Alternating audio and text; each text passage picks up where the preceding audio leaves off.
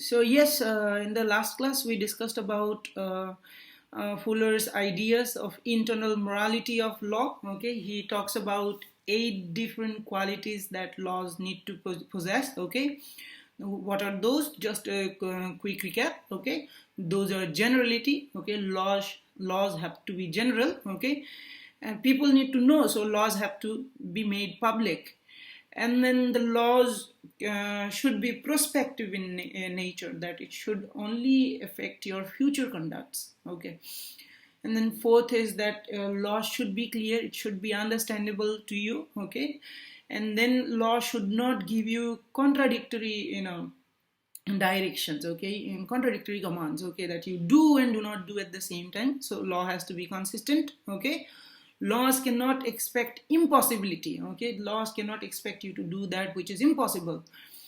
Then laws cannot change every other day. Obviously you need changes in the law, but then there's a pace. Okay, there's a uh, I mean, you need people to know what the law is, and before people even know the law, if the laws are changed, then there is something very important that this law is lacking, and that is the element of constancy, as he says.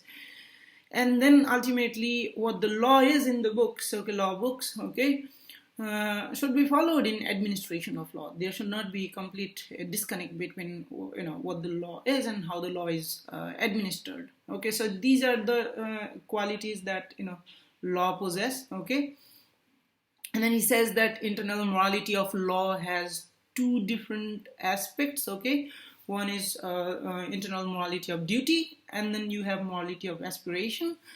We discussed essentially what the difference is, okay, between these 2 ideas. But then he says that that a legal system, okay, fails to be a legal system if it does not fulfill the morality of duty. Okay, what does that mean? It has to fulfill, I mean, all the 8 different desideratas that he is talking about. Okay, if there is constant failure in with respect to any of these 8 desideratas that he's talking about, then it is not law. Okay, and it's not a legal system. So that's what he's saying. Okay, but then he does not say that in one or other cases there will be you won't come across probably any legal system in the world where they always are able to fulfill all these 8 requirements. But the thing is that, I mean, you have to mostly follow this. Okay, if you are consistently failing, then obviously you are not legal system enough, and the laws are not laws enough. Okay, so he says that yes, morality of duty is basically the tolerable limit, okay, up to which all these things have to be fulfilled, the minimum that has to be fulfilled. But then it does not end there, and there is a prospect for improvement, further refinement. So that's always there. And it's a never reachable destiny, but all legal systems must try and achieve that perfection, which is never really achieved. But then the attempts have to be made. So anyway, we discussed about all this in the last class. Okay, so that's essentially what Fuller has to say. So Hart was not impressed, so he had come up with a critique of what Lon Fuller had written in his book, The Morality of Law. Okay, essentially a criticism directed at Hart's idea. So Hart has to now respond. Okay, so there's a very important remark that Hart has made. Okay, although our philosopher defends it to a great extent, but it is nonetheless important. So you see that all these 8 different desideratas, okay, which he talks about, okay, none of them, none of these, 8 different points that he talks about, internal, morality of law that he's talking about, these 8 virtues, okay, they do not really have any substantive content. It's not saying that the state shall not violate human rights, that state shall not, allow torture, that state shall not, make arbitrary arrests and then extrajudicial killings. Okay, there is no such substantive, moral precepts here. Okay, it's not there. Okay, so this is a very important criticism. So And Hart would say that, well, our philosopher here, Fuller, is saying that yes, law has a necessary connection with morality, but these ideas of internal morality are not the kind of morality, okay, that we know of, okay, and these ideas of morality are compatible with great inequity, okay, that he's saying that these are just what he calls as principles of efficiency, okay, these are just the efficient ways of probably making laws and getting laws. That his idea essentially was that all these 8 different requirements that Fuller is talking about, a particular legislature might fulfill all those requirements and nonetheless successfully, without violating those 8 desideratas, are able to make unjust laws, okay. So if that is possible, then where is this connection between law and morality that Fuller is talking about, okay. So he says that these are not principles of morality but principles of good legal craftsmanship, okay. So these are principles of efficiency, as he says, okay. He accused Fuller of confusing morality with efficiency. So these are probably the best ways of making laws, okay. So I hope you understood, okay. So Fuller's idea of rule of law, this what essentially can be called as law, okay. His idea of this rule of law is considered as thin meaning of rule of law, or a procedural idea of rule of law. The idea that, okay, if these procedural requirements, okay, that what he calls as internal morality of law, if they are fulfilled, then you will have a just legal system, okay. He does not tell you about the external morality yet. He does not tell you about those specific principles of morality that we know generally, that you shall not kill, you shall not steal, or no torture, no extrajudicial killing. Is nowhere referring to all that, okay. And so Hart gives you a very interesting example to make us understand how what he's saying is in fact the case, okay. Because of that, so he's giving you the example of if you were to poison someone to death, okay, how would you do that, okay. There's a very, what should I say, clumsy way of doing it, okay, and there is also one of the best ways of doing it, most efficient ways of doing it, okay. A person who's not good at it, okay, who does not know about this internal morality of poisoning someone to death, okay, that is morality of poisoning as he calls it, will do it in such a way that he or she will get caught, okay, in the act. But someone who's really good at it, okay, will follow this morality of poisoning, and they will be able to do it in such a way that they do not get caught. So that's what he's saying. So there's a best way of doing it. So maybe you poison someone, probably using a poison which cannot be detected later on, okay. And so there are different efficient ways of doing it without getting caught, okay. So you can lay down certain principles or certain rules relating to that as well, okay. But he's saying that, well, that because these there's this morality of poisoning does not make the act of poisoning just, okay. In the same way, because there are this internal morality that of law that Fuller is talking about, their presence does not make the law just or the legal system just, okay. So that's essentially what his criticism is, okay. Now whether it's a justified criticism or not is something that we need to look into, okay. Although it seems to be the case that the example that he gives is a kind of extreme example. Obviously Fuller's larger idea has clearly been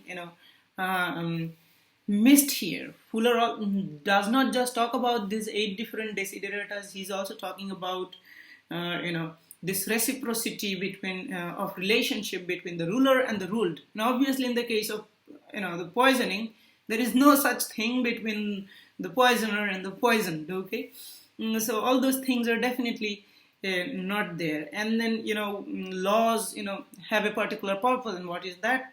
To facilitate communication and coordination. Okay, so all those things are clearly lacking. So so it seems to be the case that Hart has picked up a particular area of his entire philosophy and exaggerated that, and then probably has not justifiably criticized the position which has been held by Fuller. But nonetheless, because Hart has failed in appropriately criticizing Fuller's approach, does not mean that Fuller's theory cannot be criticized in other ways. Okay. Now, before we go into all that, so Fuller had subsequently come up with answers to Hart's criticism as well. Okay. So he says this, that obviously it is crystal clear that the 8 different desideratas that he is referring to do not see any substantive moral principles, no denying that.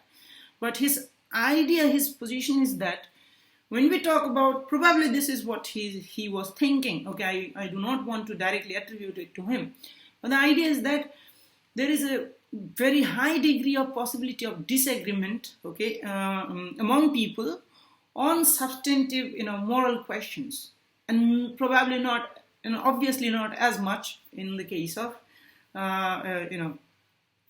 what he calls as internal morality. Okay, these are procedural requirements on which there is higher possibility of, us, despite disagreement about substantive moral precepts, chances of accepting the internal morality. Okay, those procedural, rules of morality. So probably that was what his idea, and his idea was probably also that a legal system which is consistently following these principles of internal morality of law will eventually work its way out into being also a substantively moral legal system. That's the case. Now, as you know that, so I think this is what my understanding is so far, if I understood him correctly. Okay. But then he says that, this, forget about the external morality, we'll deal with that in a while. It says that these internal, moral principles that he's talking about, okay, they are also very important for the legal system to be just, okay. So let's start with the first principle that says that laws have to be general, okay. So that means what? That laws, at least in its direction, at least in its scope, okay, it has to be general in nature. It should not target individuals or groups, okay.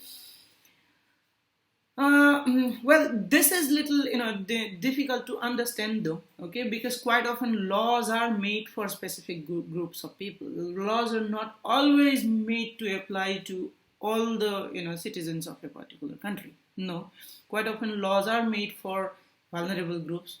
Laws are made for, there could be many different groupings that we can make, okay. So in such case, what about laws being not general then, okay.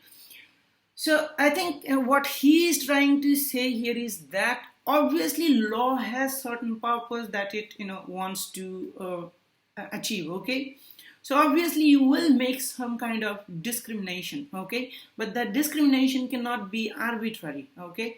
That non-arbitrariness is what is being pointed out here by Fuller, as I understand, okay. Otherwise, not all laws can be always general, okay.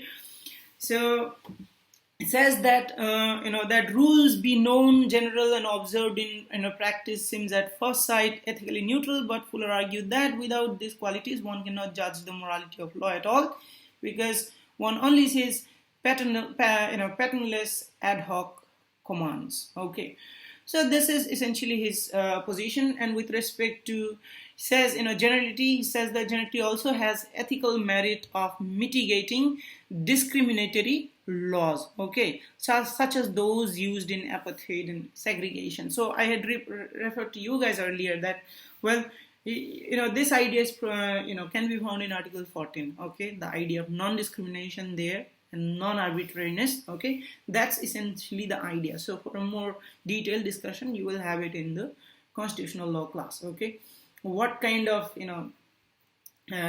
differentiation are allowed and what are not allowed, okay. So yeah, anyway, so he's saying that this is an important aspect of the law. Okay, otherwise, in the absence of that, laws can target individual groups and then make them suffer. So generality ensures that no specific groups are targeted. Okay. Well, and then he says that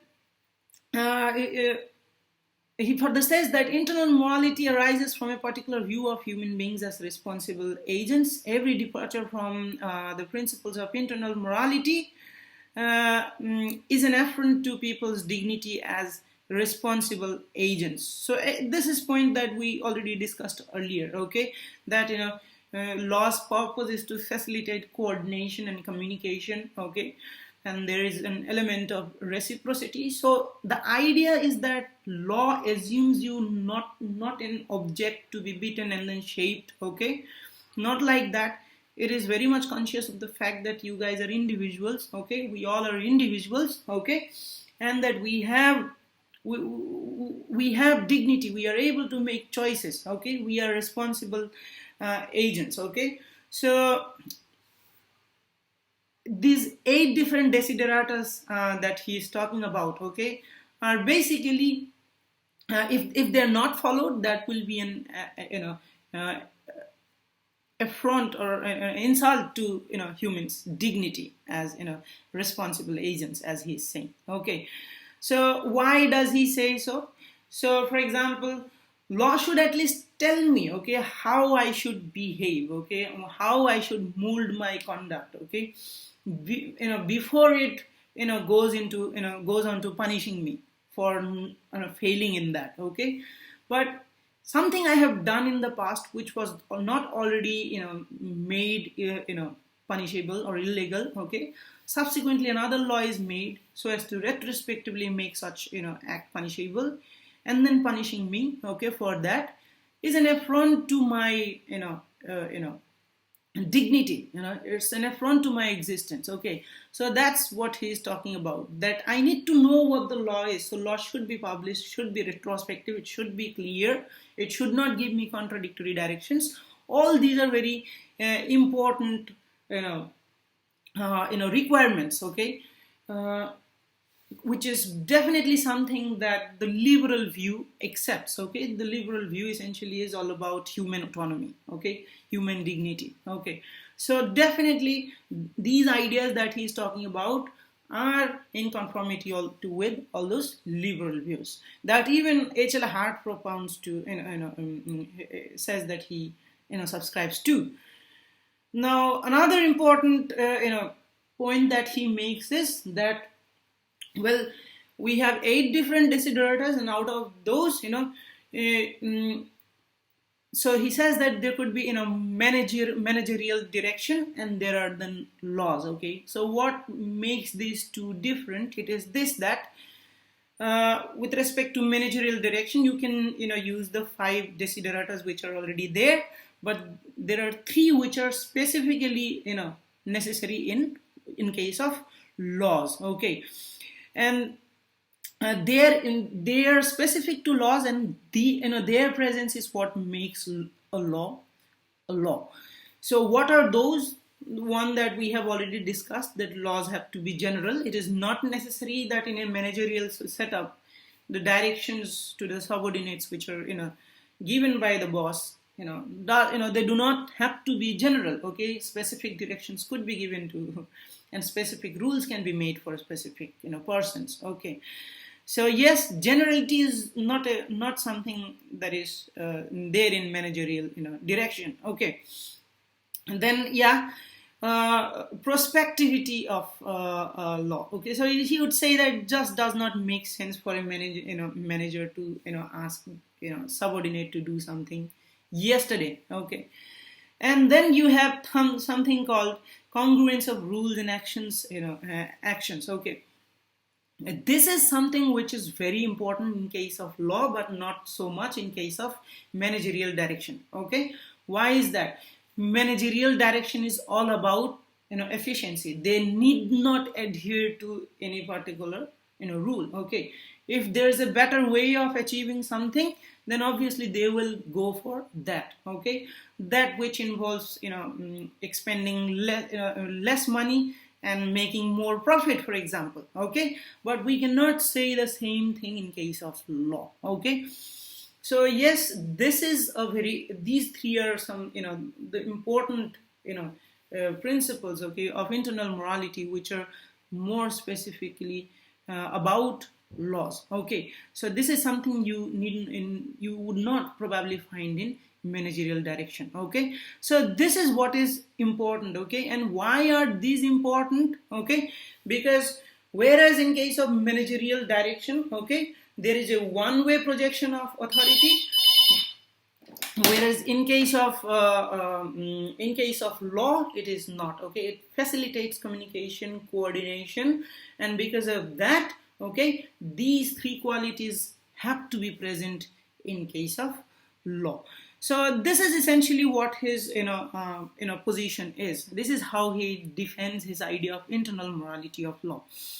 Now the thing is that, okay, fine, we accept that yes, there is something good about these 8 different desideratas, these 8 different principles of doctrines of internal morality that Fuller is talking about. Okay, but as I told you guys a little while ago, that none of these 8 desideratas say that, well, you shall not kill, or you shall not persecute anyone, or you shall not arrest, okay, people, or you shall not torture. Okay, so none of these 8 different principles are of the kind that I just described to you. Okay, now why is that important? Okay, so Fuller's position has been this, okay, that there is a connection between internal and external morality. Okay, so yes, what is that connection? The connection is that he has this hope that, okay, if a legal system consistently respects this internal moralities, then it will eventually work its way onto even achieving the external moralities. But if you start with this idea of external moralities, then there are always cases, chances of disagreement on that. Okay. However, if you remember at the very beginning, he had said that a legal system which consistently fails in respecting these external moralities, okay, these external moralities, in such a legal system, the ruler has to use more and more force to ensure compliance. Okay, so yes, that is his position. Okay, so but he still does not directly address the question of the substantive, okay, external moralities. Okay, now why should we accept his idea of internal morality and not ask for more substantive principles? Okay, so he says that, okay, imagine 2 different regimes. Okay, in A, in which all these requirements are fulfilled. Okay, and then another B, in which these requirements are not fulfilled. What is the difference between these two? It is possible that regime A, which follows these requirements, okay, they have certain laws which are considered as unjust from the substantive perspective, but nonetheless in those legal systems, okay, citizens at least have the opportunity of knowing, okay, this is what the law is. So now I have the opportunity of molding my behavior so as to avoid the consequence of being against the law. Okay, whereas think of the other regime B, in which there is no such no such requirements at all, that laws are made retrospectively. Okay, that you are punished based on arbitrary dictates. Okay. So there is no generality of law. Okay, so imagine that kind of legal system. So between these two, which one would we prefer? Okay, so clearly it has to be the regime that that definitely that respects this, 8 different desideratas that he is talking about. So he's saying that regime A, which provides a degree of order that allows citizens to avoid official retribution and go about their lives even within the confines of harsh laws, okay, that is any day preferable to regime B, okay, where nothing is certain and people are in constant jeopardy. Okay, so these are the two options. If we are given, then which one would we go for? We would definitely go for the one that at least gives you the chance of molding your behaviors. Okay, so my understanding of this is that he seems to be giving us the worst option and an option which is better than that. Which one would we prefer? We would go for the one which is not the worst not the worst one. Okay, but then again, that will be an exaggeration. He also says that there is also a relation between internal morality and external morality. Okay, so what's that idea? That if there is internal morality in a legal system, definitely eventually the legal system would probably reform itself, likely to reform itself into also respecting some substantive moral questions. Okay, and at the same time, if a legal system has no respect for external substantive moral principles, then obviously it will also fail in terms of internal morality. So that's his position. But nonetheless, the central idea that he has, okay, this is something that he leaves, okay, for time to tell whether there is actually that case. But he does not say, but in his prime, okay, central idea, he does not talk about requirement of any substantive moral principles. Now, here's the problem again, okay? I told you, we are given the worst option and then we are given a better option than that. Obviously, that's what we are going to do. But I think that approach that he's talking about probably suits a time when we had no clear human rights law that like the way that we have in today's time. Okay, so back then the world disagreed about many things about human rights. Okay, so for example, when the Universal Declaration of Human Rights was adopted, subsequently the world disagreed about what consists of Universal Declaration of Human Rights. Okay, whether it only includes right not to be arrested, right to vote, okay, freedom of speech and expression, okay, right to life in the negative sense, or does it also include right to education, right to livelihood, right to food, education, etc. On this question, because of ideological divide, there was disagreement about what consists, what constitutes human rights. Okay, so you then have to separate international covenants, one dealing with civil political right, the other dealing with socio-economic rights. Okay, so and then you have other ideas, other developments that had happened. Okay, so even in today's time, there's this idea of complete free market, okay, libertarian ideas in which governments need not in any way involve in individuals' lives. Okay, whereas the other one says that yes, there is a requirement of government intervention in human life. Okay, some kind of regulation has to be there. Okay, so you see that there are disagreements about human rights. Okay, what constitutes human rights? So in the light of this, it seems that okay, this is the solution that Hart Fuller had come up with, that it's very difficult for humans with their different comprehensive theories, as John Rawls would say. I'll tell you what that is.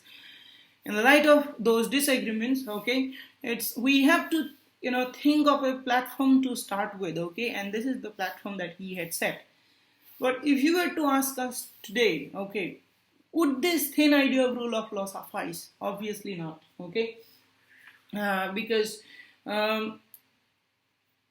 if there are human rights violation, okay, if there are human rights violation, it could be justifiable for one to interfere in such matter. If there are serious violations of human rights, okay, then one would say that well, there is no legal system, there is no rule of law. Okay, so why am I saying so? Okay, so for example, United States of America, which is considered a country that has rule of law, okay, and it definitely has respect for the rights of its citizens, but during this war Okay, in Iraq, then many were caught and they were taken to a territory which is outside the jurisdiction, the territorial jurisdiction of the United States, and then people were tortured, waterboarded, electrocuted, so as to extract information. So torture, for example, torture shall not be committed. Okay, and so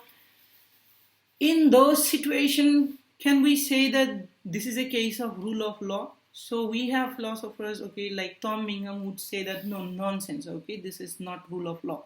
Even if such a rule of law, even if such a law has been based on some procedure that Fuller is talking about, even then it will not be worthy of being called law. So there are other philosophers who say that no mere fulfillment of procedural requirement will not suffice.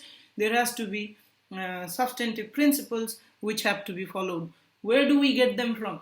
So you have international human rights instruments that clearly tell what the states should do. But the problem is that when it comes to these international human rights instruments, states still have the option of signing and ratifying. So look at India. India has yet to ratify the Convention Against Torture. Okay. So it seems that a thin meaning of rule of law, although it was appropriate for the time when he had written, okay, in the light of the experiences that he had, okay, in today's time we need to increasingly proceed towards this idea of a thicker idea of rule of law, that a legal system must have certain substantive content, okay, some minimal substantive content. Without that it cannot be called a legal system. So anyway, with that I would like to end our discussion on this topic for today. So we will continue with Kelsen in the next class.